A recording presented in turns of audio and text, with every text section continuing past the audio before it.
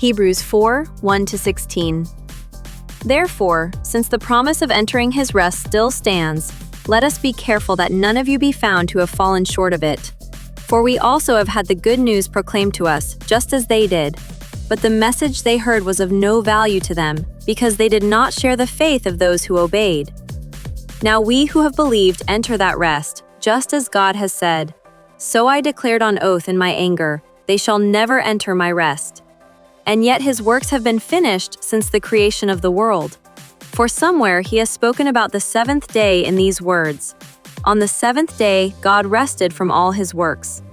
And again in the passage above he says, "They shall never enter my rest."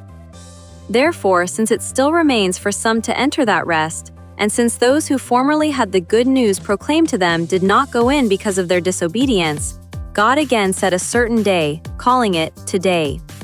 This he did when a long time later he spoke through David, as in the passage already quoted, "Today, if you hear his voice, do not harden your hearts."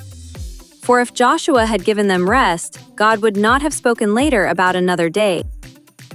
There remains, then, a Sabbath rest for the people of God. For anyone who enters God's rest also rests from their works, just as God did from his. Let us, therefore, make every effort to enter that rest, so that no one will perish by following their example of disobedience. For the word of God is alive and active, sharper than any double-edged sword. It penetrates even to dividing soul and spirit, joints and marrow. It judges the thoughts and attitudes of the heart. Nothing in all creation is hidden from God's sight. Everything is uncovered and laid bare before the eyes of him to whom we must give account.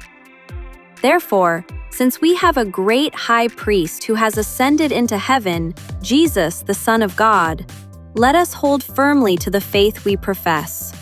For we do not have a high priest who is unable to empathize with our weaknesses, but we have one who has been tempted in every way, just as we are, yet he did not sin. Let us then approach God's throne of grace with confidence, so that we may receive mercy and find grace to help us in our time of need.